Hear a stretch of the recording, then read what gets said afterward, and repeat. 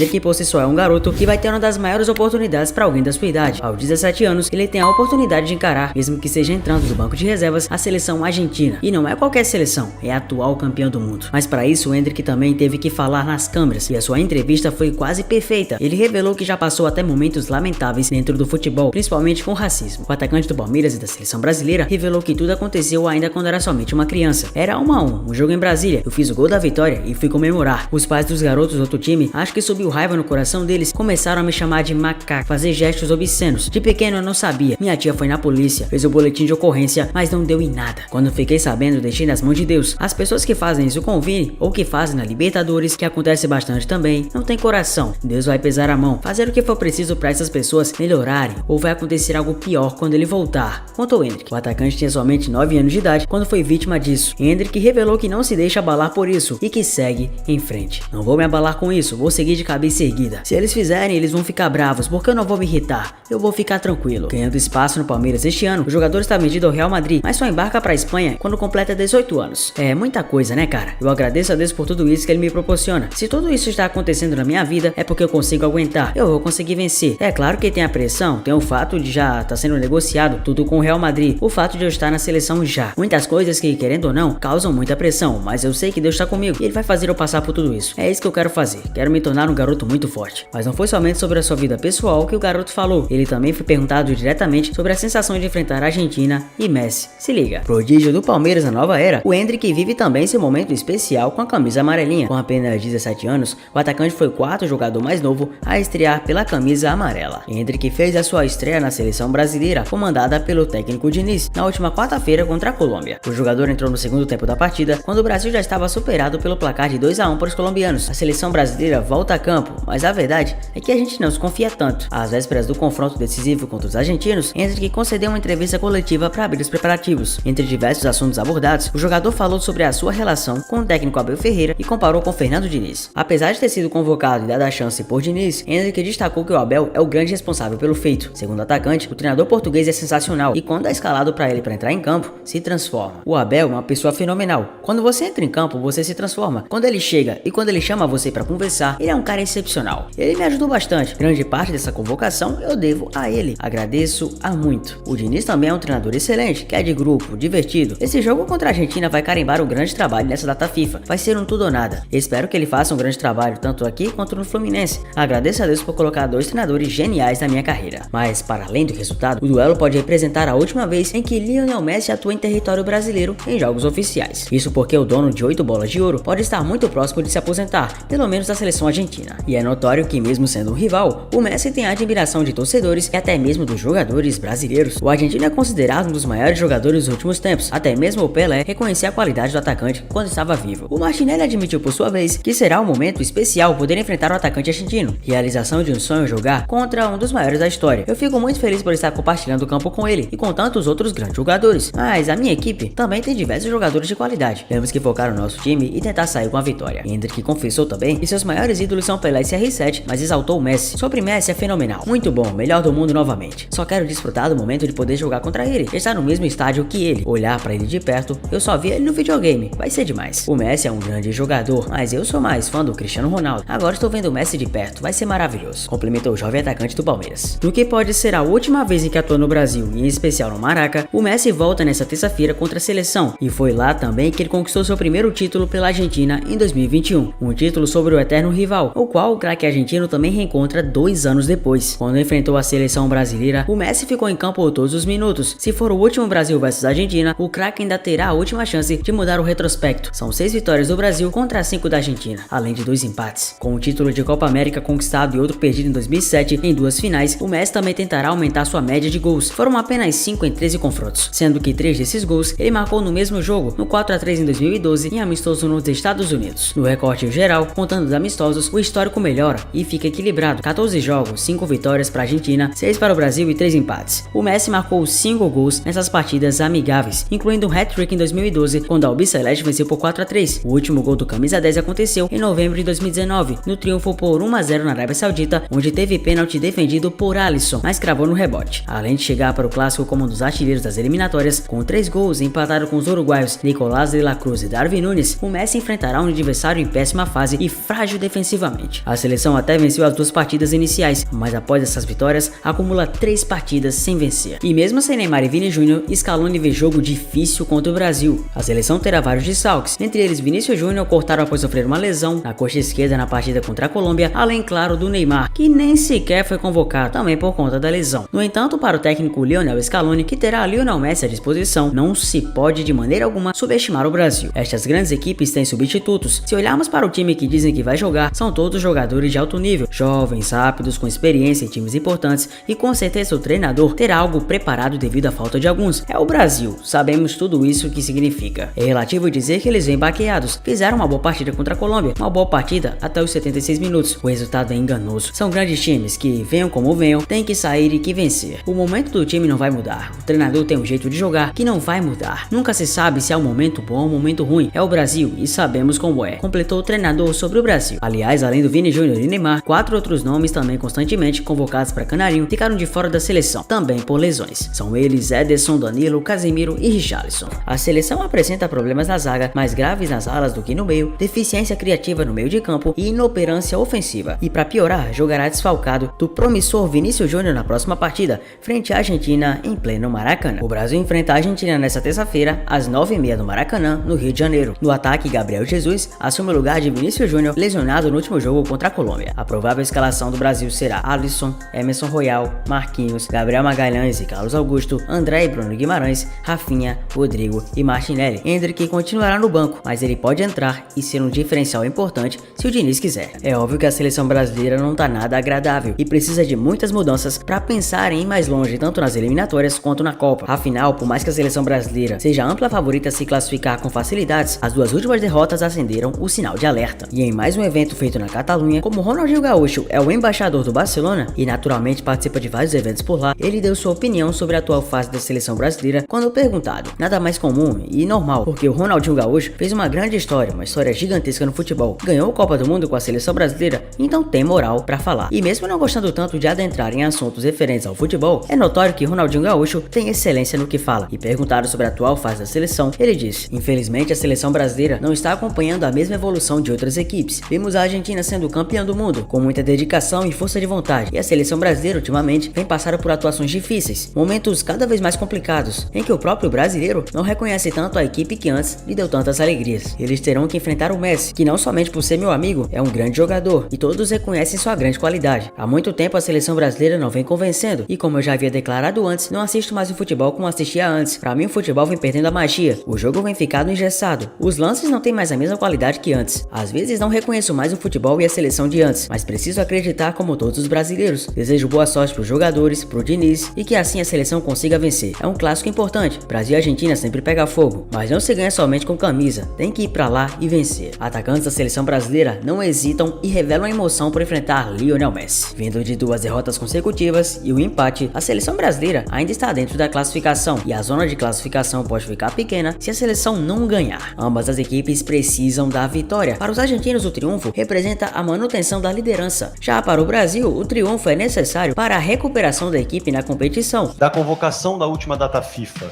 para essa, os 24 nomes que você trouxe, 10 foram novidades, praticamente 50%.